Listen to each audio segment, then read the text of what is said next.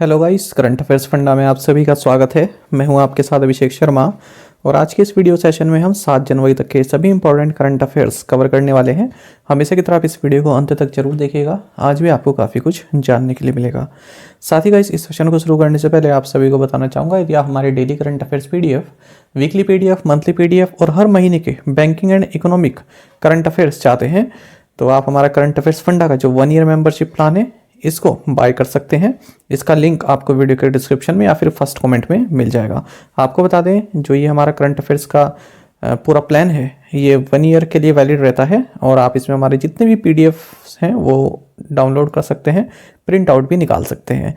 आप चाहे तो ऐप से पढ़ सकते हैं या फिर वेब लॉगिन भी कर सकते हैं अपने लैपटॉप से। तो कोई भी अगर आपका डाउट है हमारे इस PDF कोड संबंधित तो आप कमेंट बॉक्स में ज़रूर लिखिएगा और यदि आप बाय करना चाहते हैं तो कमेंट बॉक्स में या फिर डिस्क्रिप्शन में लिंक दिया गया है। तो चलिए फिर करते हैं शुरुआत इस वीडियो सेशन की। सबसे पहले आज का क्वेश्चन देख लेते हैं। The union cabinet approved the national green hydrogen mission. What amount of annual green house gas emissions does the government aims to abate through this mission by 2030। पूछ रहे हैं कि केंद्रीय मंत्रिमंडल ने राष्ट्रीय हरित हाइड्रोजन मिशन को मंजूरी दी 2030 तक। इस मिशन के माध्यम से सरकार का लक्ष्य कितना वार्षिक ग्रीन हाउस गैस उत्सर्जन कम करना है। ऑप्शंस आपके सामने है 25 million turns, 50 million turns, 75 million turns या फिर 100 मिलियन टन्स। काफ़ी महत्वपूर्ण क्वेश्चन है और पढ़ा भी चुका हूँ मैं आपको ये। आप जल्दी से कमेंट बॉक्स में आंसर कर दीजिएगा, फिर आगे बढ़ते हैं।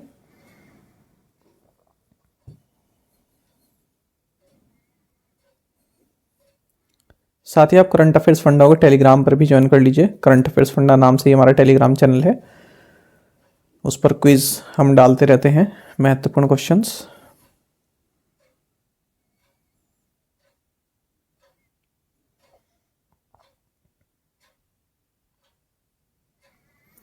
Which city hosted the first All India Annual State Ministers Conference on Water? किस शहर ने जल पर राज्य मंत्रियों के पहले अखिल भारतीय वार्षिक सम्मेलन की मेजबानी की है? ऑप्शंस आपके सामने है। सही आंसर ऑप्शन सी भोपाल है। आपको जानना चाहिए, प्राइम मिनिस्टर नरेंद्र मोदी ने first all India annual state ministers conference on water इसको संबोधित किया है। आपको बता दें, ये कॉन्फ्रेंस जल शक्ति मिनिस्ट्री द्वारा ऑर्गेनाइज की गई है भोपाल, मध्य प्रदेश में। और इस कॉन्फ्रेंस का थीम रहा वाटर विजन एट 2047 और इस कॉन्फ्रेंस का ऑब्जेक्टिव है कि जो वाटर रिसोर्सेज हैं उनको इस तरह से यूज़ किया जाए ताकि सस्टेनेबल डेवलपमेंट गोल्स भी पूरे हो सकें और ह्यूमन डेवलपमेंट के लिए भी वो कारगर साबित हो सके।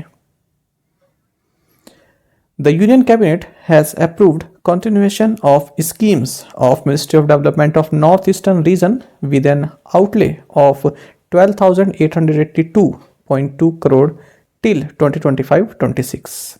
केंद्रीय मंत्रिमंडल ने 2025-26 तक 12,882.2 करोड़ रुपए के परिव्यय के साथ पूर्वोत्तर क्षेत्र विकास मंत्रालय की योजनाओं को जारी रखने की मंजूरी दे दी है।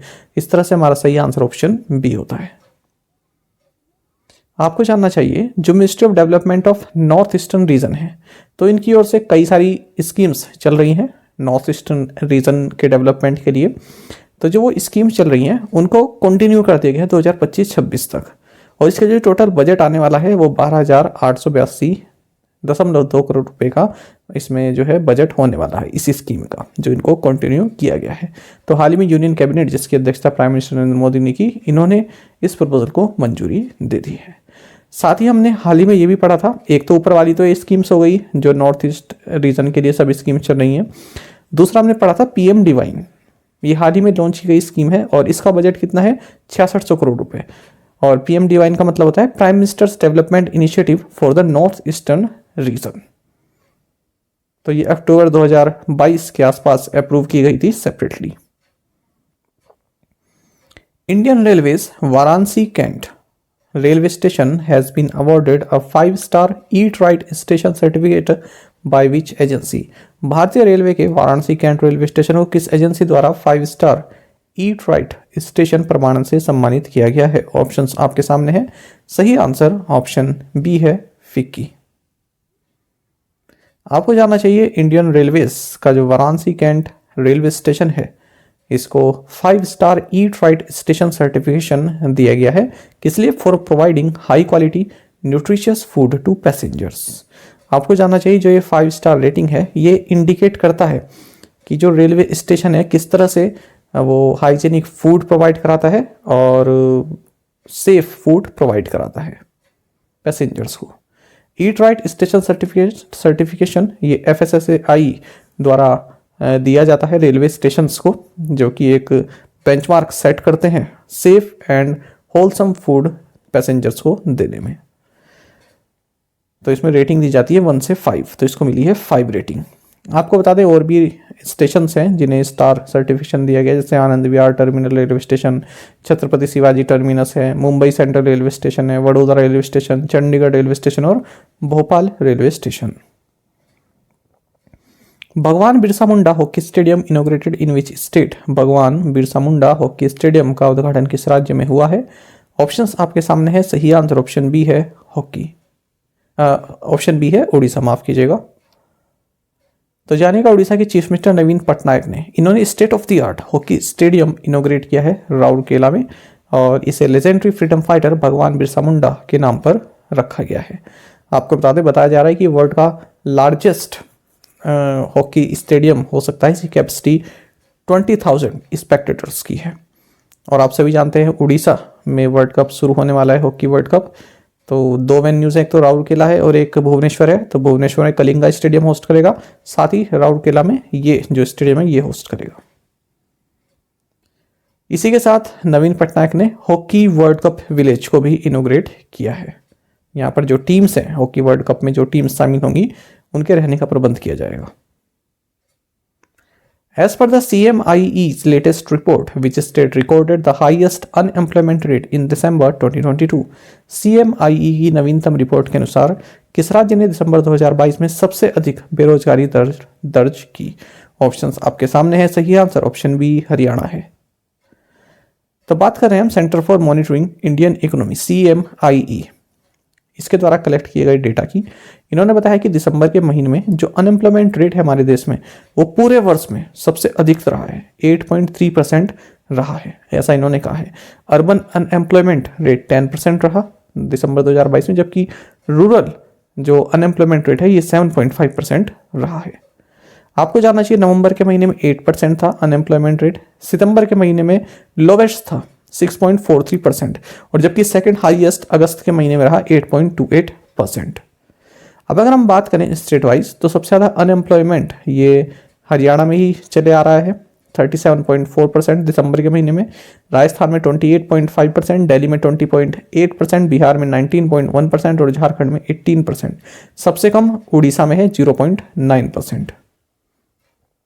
यहाँ से आप देख सकते हैं टॉप 5 हाईएस्ट अनएम्प्लॉयमेंट रेट्स वाले स्टेट्स और राइट साइड में है top 5 states with the lowest unemployment rates in December. तो उड़ीसा में लोवेस्ट है, फिर Gujarat, Karnataka, Meghalaya, Maharashtra. North east Krishi Kumbh 2023 inaugurated in which state? उत्तर पूर्व कृषि कुंभ 2023 का उद्घाटन किस राज्य में हुआ है? ऑप्शंस आपके सामने हैं। सही आंसर ऑप्शन डी मेघालय है। तो जानिएगा मेघालय में union minister for agriculture and farmers welfare Narendra Singh Tomar, इन्होंने 3 दिन का नॉर्थ ईस्ट कृषि कुंभ 2023 इनोग्रेट किया है। साथ ही इन्होंने 49th foundation day celebration of the ICR research complex for NEH region Umiam, इसको भी इसमें भी जो है हिस्सा लिया है। Who will be conferred Assam Vaibhav award? Assam Vaibhav Puraskar से किसे सम्मानित किया जाएगा? ऑप्शंस आपके सामने हैं। सही आंसर ऑप्शन बी है तपन सैकिया। तो आपको जानना चाहिए असम गवर्नमेंट ने असम का जो हाईएस्ट सिविलियन अवार्ड है इसका नाम है असम वैभव, ये डॉक्टर तपन सैकिया को देने का निर्णय लिया है। आपको बता दें जो डॉक्टर तपन है ये इंटरनेशनली एक्लेम्ड डॉक्टर हैं और कैंसर के फील्ड में काफ़ी इनका योगदान रहा है। साथ ही असम गवर्नमेंट 5 लोगों को असम सौरभ जो कि सेकंड हाईएस्ट सिविलियन अवार्ड है राज्य का, ये देने का ऐलान कर चुकी है। तो इसमें आप नाम भी देख सकते हैं, इतने महत्वपूर्ण नहीं है, मैंने फिर भी लिख दिया है कि इनको मिलेगा। और 15 लोगों को असम गौरव अवार्ड मिलेगा जो कि 3rd हाईएस्ट सिविलियन अवार्ड है। Which bank announced the launch of digital solutions for exporters a comprehensive set of banking and value added services on a single platform. किस बैंक ने निर्यातकों के लिए एक मंच पर बैंकिंग और मूल्यवर्धित सेवाओं के व्यापक सेट के लिए डिजिटल समाधान शुरू करने की घोषणा की है? ऑप्शंस आपके सामने है। सही आंसर ऑप्शन सी है, आईसीआईसीआई बैंक। आपको जानना चाहिए आईसीआईसीआई बैंक ने अनाउंस किया है कि हमने एक्सपोर्टर्स के लिए डिजिटल सॉल्यूशंस लॉन्च किए, यानी कि जितनी भी सर्विसेज प्रोवाइड की जाती हैं बैंकिंग से संबंधित, वैल्यू एडेड सर्विसेज संबंधित, वो सभी सिंगल प्लेटफॉर्म पर प्रोवाइड की जाएंगी। चाहे एक्सपोर्ट मार्केट संबंधित हो, एक्सपोर्ट फाइनेंस से संबंधित हो, फॉरेन एक्सचेंज सर्विस से संबंधित हो, सब इसमें प्रोवाइड कराई जाएंगी। आपको जानना चाहिए इसमें एक instant dispersal of export packaging credit, Insta EPC और ट्रेड एपीआईज, ये भी इसका पार्ट है जो सर्विस प्रोवाइड कराई जा रही है। तो जो इंस्टा ईपीसी है ये एक्सपोर्ट फाइनेंस प्रोवाइड कराती है, वो भी इंस्टेंटली, और जो ट्रेड एपीआई है ये जो एक्सपोर्ट ट्रांजैक्शंस हैं उसकी स्मूथ हैंडलिंग प्रोवाइड कराती है। आईसीआईसीआई बैंक के बारे में आप जानते हैं, MD and CEO Sandeep Bakhshi हैं, हेडक्वार्टर्स मुंबई में है और इसकी टैगलाइन है हम है ना ख्याल आपका। Which bank announced joining hands with the digital banking fintech company Open to launch a digital current account for its customers? किस बैंक ने अपने ग्राहकों के लिए डिजिटल चालू खाता शुरू करने के लिए digital banking fintech company open के साथ साझेदारी की घोषणा की है? ऑप्शंस आपके सामने है। सही आंसर ऑप्शन ए है, एक्सिस बैंक। तो आपको जानना चाहिए प्राइवेट लेंडर एक्सिस बैंक, इन्होंने digital banking fintech company open के साथ हाथ मिलाया है और डिजिटल करंट अकाउंट अपने कस्टमर्स के लिए लॉन्च करने की घोषणा की है। कस्टमर्स यानी कि जो एसएमईज हैं, फ्रीलांसर्स हैं और होमप्रेन्योर्स हैं, इन्फ्लुएंसर्स हैं, ये सभी। तो इसमें बता दें जो करंट अकाउंट होल्डर्स हैं उनको जो एक्सिस बैंक का जो 250 बैंकिंग सर्विसेज हैं, 250 बैंकिंग सर्विसेज जो है वो कस्टमर्स को प्रोवाइड कराई जाएगी। साथ ही जो ये ओपन है ना, जो ये फिनटेक कंपनी है ओपन, इसका जो फाइनेंशियल ऑटोमेशन टूल है बिजनेस मैनेजमेंट के लिए, ये भी एक्सिस बैंक के कस्टमर्स को प्रोवाइड कराया जाएगा, यानी कि एक की सर्विस दूसरे को प्रोवाइड कराई जाएगी। ये है कुल मिलाकर बात। एक्सिस बैंक की बात करें, सीईओ अमिताभ चौधरी, हेडक्वार्टर्स मुंबई है, टैगलाइन है बढ़ती का नाम जिंदगी। Which bank has partnered with Falcon to tap into the embedded finance market? Embedded वित्त बाजार में टैप करने के लिए किस बैंक ने फाल्कन के साथ साझेदारी की है? ऑप्शंस आपके सामने है। सही answer option A, Yes Bank है। तो जानिएगा यस बैंक ने यहाँ पर banking as a service start Falcon के साथ प्रोवाइड की है, के साथ पार्टनरशिप की है to tap into the embedded finance market. Tap का मतलब होता है लाभ उठाना, फायदा उठाना, है ना। जैसे कोई स्किल यूथ है तो हम कहेंगे कि आप उस स्किल यूथ को टैप कीजिए, यानी कि उसके अंदर जो स्किल है उसका फ़ायदा लीजिए। आ रही है आपको बात समझ में? अब बात करते हैं एम्बेडेड फाइनेंस मार्केट क्या होता है। देखिए मैं आपको बता दूं एम्बेडेड फाइनेंस मार्केट क्या होता है। इसका मतलब है कि जो सभी सर्विस हैं वो एक ही जगह पर प्रोवाइड कराना, एक तरह से इंटीग्रेट भी आप समझ सकते हैं। लेकिन यहाँ पर मैं आपको अगर एग्जांपल देके बताऊं, आप कोई चीज़ खरीदना चाहते हैं तो पहले फाइनेंस, आपके पास पैसा नहीं है, पहले फाइनेंस आप कहीं और से लेंगे, बैंक में जाएंगे पैसे लेने के लिए, उसके बाद फिर आप कहीं और से वो चीज़ परचेस करेंगे। लेकिन इसमें क्या होता है, जो एम्बेडेड फाइनेंस मार्केट होता है, इसमें क्या है, एक ही जगह पर आपको लोन भी मिल जाएगा और वहीं से आप जो भी आप चीज़ चाहते हैं वो परचेस भी कर सकेंगे। जैसा कि आप ऐप में देखते हैं, कोई चीज़ चाहिए आपको, वो लेनी है तो वहीं पर ही आपको कार्ड, ईएमआई कार्ड की सुविधा भी मिल जाती है ना। तो उसको बोलते हैं एम्बेडेड फाइनेंस मार्केट, यानी कि खरीदना और जो आपको फाइनेंस की जो सुविधा है वो एक ही जगह पर मिल जाए, उसको बोलते हैं एम्बेडेड फाइनेंस मार्केट। ये मैंने एक एग्जाम्पल बताया, इसका विस्तार और भी हो सकता है। यस बैंक के बारे में आप जानते हैं, MD and CEO Prashant Kumar है, हेडक्वार्टर्स मुंबई में है और टैगलाइन है एक्सपीरियंस और एक्सपर्टीज। साथ ही आईबीपीएस पीओ मेंस का जो आपका एग्जाम, जो आईबीपीएस पीओ का जो इंटरव्यू होने वाला है, तो टेलीग्राम ज्वाइन कर लीजिएगा। जो मुझे लगता है कि करंट से संबंधित आपसे इंटरव्यू में कुछ क्वेश्चंस ऐसे पूछे जा सकते हैं, वो भी मैं आपके साथ वहाँ पर समय समय पर शेयर करता रहूँगा। तो आप करंट अफेयर्स फंडा को ज्वाइन कर लीजिएगा टेलीग्राम पर, एक लिस्ट मैं डाल दूंगा जो मुझे लगता है कि यहाँ पूछे जा सकते हैं। NTPC green energy signed MOU with which company for renewable energy business and green power. NTPC हरित ऊर्जा ने अक्षय ऊर्जा व्यवसाय और हरित शक्ति के लिए किस कंपनी के साथ समझौते ज्ञापन पर हस्ताक्षर किए हैं? सही आंसर ऑप्शन बी है, एचपीसीएल। ये हरित शक्ति नहीं, हरित पावर होगा, ये हरित एनर्जी, वो डायरेक्ट इसका हिंदी ट्रांसलेट शक्ति में हो गया। तो चलिए जानते हैं। तो NTPC green energy limited NGEL, इन्होंने एक एमओयू साइन किया है हिंदुस्तान पेट्रोलियम कॉर्पोरेशन लिमिटेड के साथ दिल्ली में। किस लिए? For development of renewable energy based power project, renewable energy से संबंधित पावर प्रोजेक्ट बनाने के लिए। और फिर से देखिए आ गया टू टैप बिजनेस अपॉर्चुनिटी, जो बिजनेस अपॉर्चुनिटीज मिल रही हैं उनका फायदा उठाने के लिए, ठीक है। और किसमें?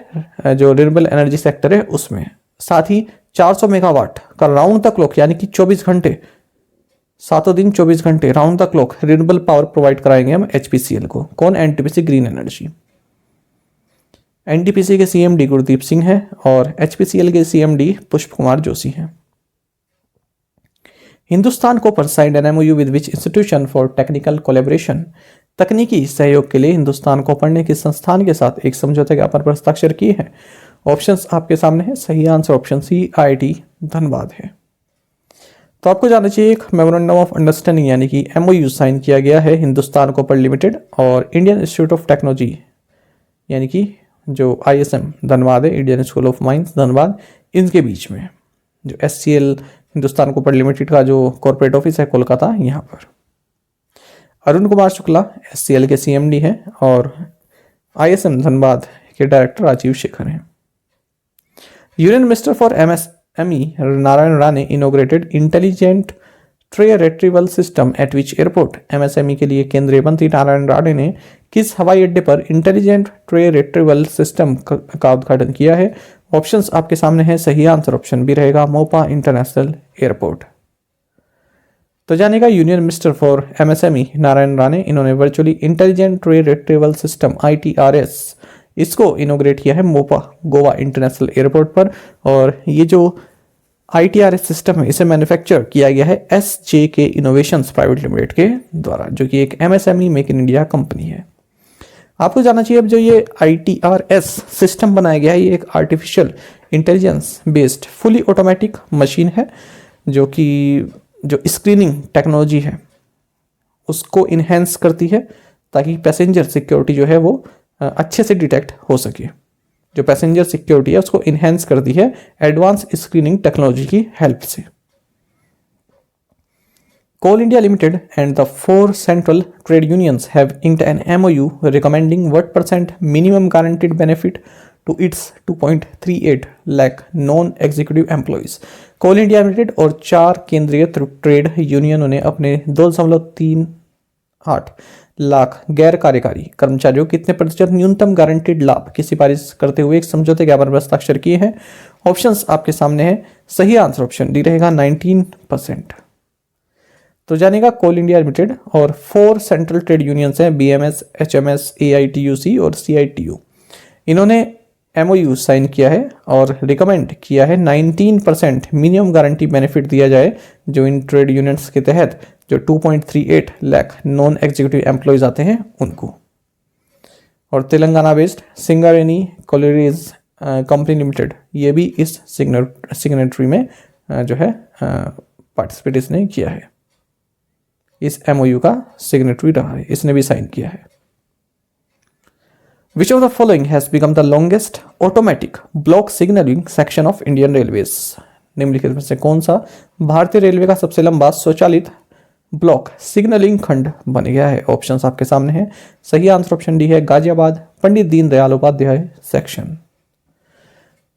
देखिए आपको जानना चाहिए जो हमारे देश में एग्जिस्टिंग हाई डेंसिटी रूट्स हैं तो उनकी कैपेसिटी और बढ़ाई जाए ताकि जो और उन पर ट्रेन्स जो है चलाई जा सकें उन हाई डेंसिटी रूट्स पर। तो इसको इंक्रीज करने का जो सबसे कॉस्ट इफेक्टिव सॉल्यूशन होता है वो ऑटोमेटिक ब्लॉक सिग्नलिंग रहता है, ABS रहता है। तो हाल ही में जो ये Sat Narayani Ruri Faizullapur station section of Prayagraj division इस पर ऑटोमेटिक सिग्नलिंग सिस्टम को कमीशन कर दिया है और इसी के साथ 762 किलोमीटर लंबे गाजियाबाद पंडित दीनदयाल उपाध्याय सेक्शन ये पूरी तरह से ऑटोमेटेड हो गया है और longest automatic block signalling section बन गया है इंडियन रेलवेज का हमारे देश में। Where has the national genome editing and training centre been inaugurated? राष्ट्रीय जीनोम संपादन और प्रशिक्षण केंद्र का उद्घाटन कहाँ किया गया है? ऑप्शंस आपके सामने हैं। सही आंसर ऑप्शन ए मोहाली है। तो जानिएगा union minister of state independent charge science and technology, minister of state independent charge earth sciences, MOS PMO personnel public grievances pensions atomic energy and space doctor Jitendra Singh. इन्होंने national genome editing and training centre को inaugurate किया है national agri food biotechnology institute NABI Mohali Punjab में। साथ ही इन्होंने 4 दिन की international conference on food and nutrition security 2023 IFENS इसको भी इनोग्रेट किया है। तो अगर आपसे क्वेश्चन यही पूछ लिया जाए कि IFENS का उद्घाटन कहाँ हुआ, तो आंसर होगा मोहाली पंजाब। अच्छा, मोहाली एक और कारण से चर्चा में रहा, जो institute of nano technology and technology जो institute of nano science and technology INST ये मोहाली में है। यहाँ के साइंटिस्ट ने एक न्यू इलेक्ट्रोलाइट इंट्रोड्यूस किया, इसका नाम है NaBF4। बस केवल इतना ही आपको जानना है इसमें। Which state won the UN Habitat's World Habitat Awards 2023 for जगह मिशन? जगह मिशन के लिए किस राज्य ने, अब ये जग है या जगह है, ये तो मुझे लगता है जगह ही होगा। जगह मिशन के लिए किस राज्य ने UN Habitat's World Habitat Awards 2023 जीता है? ऑप्शंस आपके सामने हैं। सही आंसर ऑप्शन ए होगा, उड़ीसा। तो देखिएगा, जो उड़ीसा है इसने UN हैबिटेट का जो वर्ल्ड हैबिटेट अवार्ड्स 2023 है ये जीता है अपना जगह मिशन के लिए, जो कि राज्य में एक 5T इनिशिएटिव है, उसका हिस्सा है। 5T मतलब transparency, technology, team work, time and transformation. तो जो ये जगह मिशन है ये स्लम ड्वेलर्स की जो ज़िंदगी है उसको और अच्छी बनाने का उद्देश्य रखता है, और जो उनकी स्लम है उसको अपग्रेडिंग का प्रोग्राम है। ये स्लम अपग्रेडिंग प्रोग्राम है ये जगह मिशन। आपको बता दें, गवर्नमेंट ऑफ उड़ीसा ने एक टारगेट सेट किया हुआ है कि हम देश में पहला स्टेट बनेंगे जो स्लम फ्री हो जाएगा, और राज्य में जो 2919 स्लम्स हैं उनको भी अपग्रेड करने का कार्य उड़ीसा में चल रहा है इसी जगह मिशन के तहत।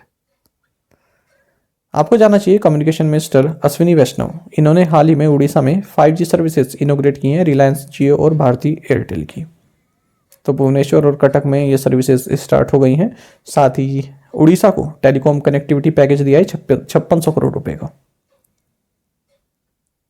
RBI lifted restrictions related to Mahindra and Mahindra Financial Services on recovery operations via third-party collection agents. When were these restrictions imposed on it? RBI ने तीसरे पक्ष के संग्रह एजेंटों के माध्यम से संग्रह संचालन पर Mahindra and Mahindra financial services से संबंधित प्रतिबंध हटा दिए हैं। इस पर यह पाबंदियां कब लगाई गई थी? ऑप्शंस आपके सामने हैं। सही आंसर ऑप्शन डी है, सितंबर 2022। जानिएगा, रिजर्व बैंक ऑफ इंडिया ने Mahindra and Mahindra financial services से रिस्ट्रिक्शंस हटा दी हैं और कहा है कि अब आप जो आपका रिकवरी ऑपरेशन है जिसमें आप वसूली करते हैं, रिकवरी करते हैं, वो थर्ड पार्टी कलेक्शन एजेंट्स से करवा सकते हैं। आपको जानना चाहिए, 22 सितंबर 2022 को रिजर्व बैंक ऑफ इंडिया ने Mahindra and Mahindra financial services limited को ये डायरेक्शन दी थी कि आप तुरंत अपना जो रिकवरी ऑपरेशन है जो आप आउटसोर्सिंग अरेंजमेंट से करते हैं यानी कि थर्ड पार्टी से करवाते हैं, उसको तुरंत तत्काल प्रभाव से रोक दीजिए। Which space startup launched it's second satellite पोषण अल्फा?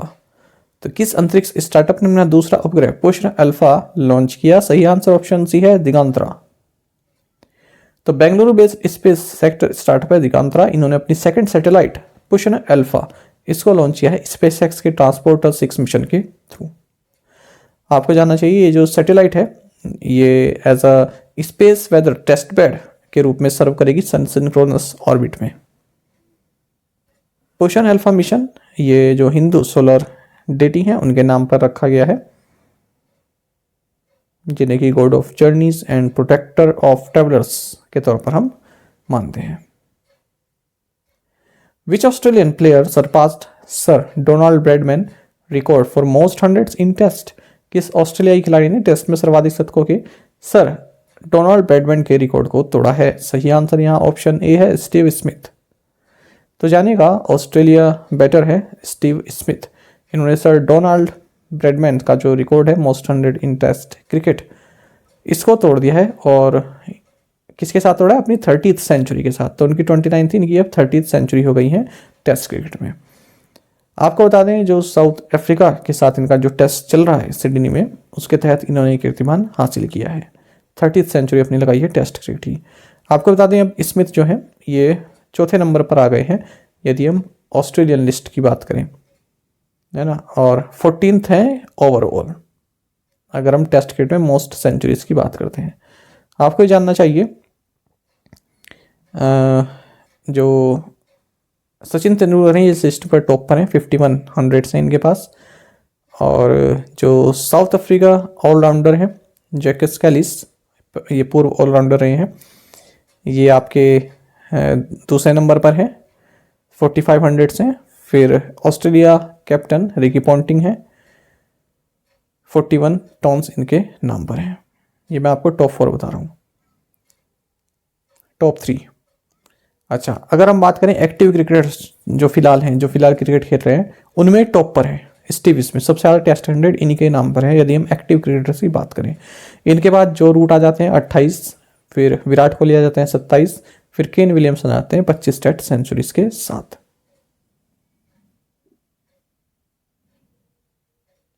प्रीवियस असाइनमेंट क्वेश्चंस के आंसर हम देखेंगे। व्हाट इज XBB.1.5 ओमिक्रॉन सब variant? How many poaching cases of one-horned rhino in Assam were recorded in 2022? 0. PM Narendra Modi chaired the second meeting of National Ganga Council meeting in which city? Kolkata. Who hit 155 km/h on the speed radar in the first T20 against Sri Lanka to become the fastest Indian bowler, surpassing Jasprit Bumrah's record? Answer is Umran Malik. Jammu से हैं ये, याद रखिएगा। Which former cricketer will be the director of cricket with the Delhi Capitals in the upcoming edition? Sourav Ganguly. A majority of 4 judges on a constitution bench of the Supreme Court found no flaw in the union, flaw का मतलब होता है खामी, in the union government's process to demonetize 500 rupees and 1000 rupees bank notes through a gazette notification issued on November 8, 2016. One judge disagreed with the majority. Name the dissenter. Answer is Justice B.V. Nagarathna. और आप में से कई students ने बिल्कुल सही answer किया है, इस तरह से पार्टिसिपेट करते रहिएगा। चलिए आज के असाइनमेंट क्वेश्चंस जान लेते हैं। Who is the chairman of Bisleri International? BSNL will launch high-speed 5G services by this month, 2024. Which country's president is Rumen Georgiou Radev? Which insurer has launched iTerm Prime Insurance Plan? Which insurer has launched Emerging Opportunity Fund? Dabur India has completed the acquisition of what % stake in Badshah Masala? 48th meeting of the GST Council has recommended GST change on ethyl alcohol supplied to refineries for blending with motor spirit from 18% to what %?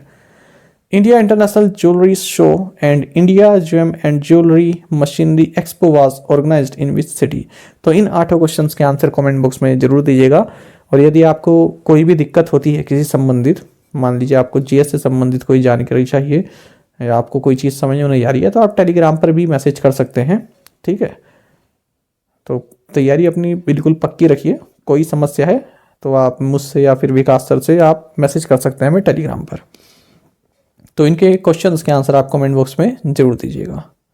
साथ ही current affairs funda को आप Telegram पर join कर सकते हैं। यहाँ पर regular video updates और करंट क्विजेस हम आप सभी के लिए डालते रहते हैं। साथ ही डिस्कशन ग्रुप में आप किसी भी क्वेश्चन का सोल्यूशन पा सकते हैं। दोस्तों, यहाँ पर हमारे करंट अफेयर्स की प्लेलिस्ट दी गई है, इसको आप जरूर देखें, अपने दोस्तों के साथ, फेलो एस्पिरेंट साथ हमारे करंट अफेयर्स को शेयर जरूर करें। आज का ये सेशन आपको कैसा लगा कमेंट बॉक्स में जरूर बताइएगा। Thank you guys.